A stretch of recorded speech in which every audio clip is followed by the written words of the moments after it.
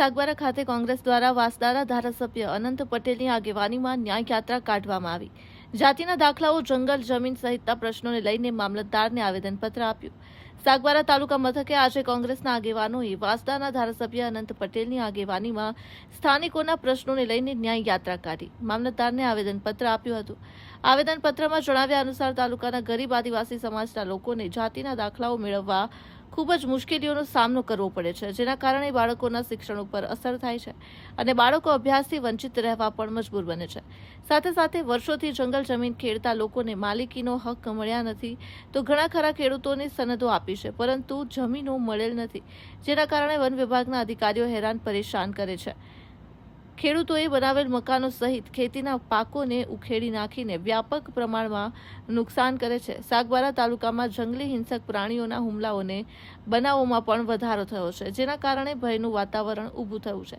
ખેડૂતોને દિવસે ને દિવસે વીજ પુરવઠો મળતો ન હોવાના કારણે અનેક પ્રકારની મુશ્કેલીઓ વેઠવી પડે છે। શાળાઓમાં કાયમી ધોરણે શિક્ષકોની નિમણૂક કરવામાં આવે અને આશા વર્કર બહેનોની કાયમી ધોરણે ભરતી કરાઈ, સાથે જ તાલુકામાં ખેડૂતોને ખાતરની તંગી વર્તાઈ રહી છે, જે દૂર થાય તેવા પ્રશ્નોને આવરી લેતું મુખ્યમંત્રીને સંબોધતું આવેદન સુપરત કરાયું હતું।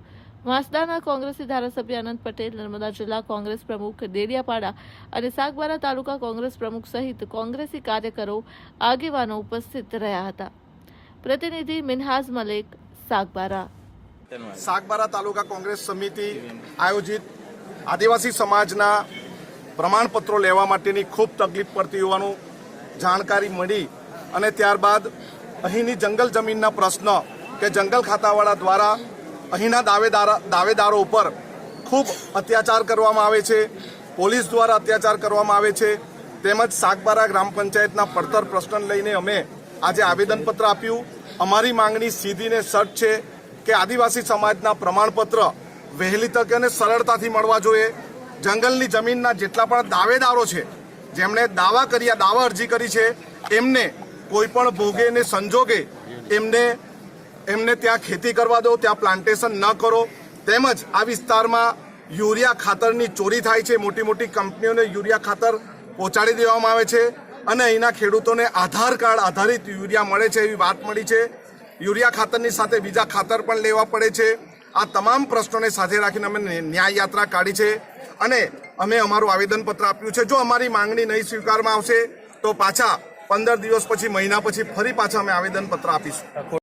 દીવ મિરર ન્યૂઝ આખા ગુજરાતમાં ફેલાયેલી એક એવી ન્યૂઝ ચેનલ કે જે ખૂણે ખૂણેથી લોકોને મનની વાત, અલગ અલગ પ્રકારના સમાચારો દર્શકો સુધી પહોંચાડતા હોય છે। એટલે આ દીવ મિરર ન્યૂઝ ચેનલને હું ખૂબ ખૂબ અભિનંદન આપું છું, ખૂબ ખૂબ શુભેચ્છાઓ પાઠવું છું અને આપ સૌને કહું છું કે આ ચેનલને તમે લોકો સબસ્ક્રાઈબ કરો અને શેર કરો।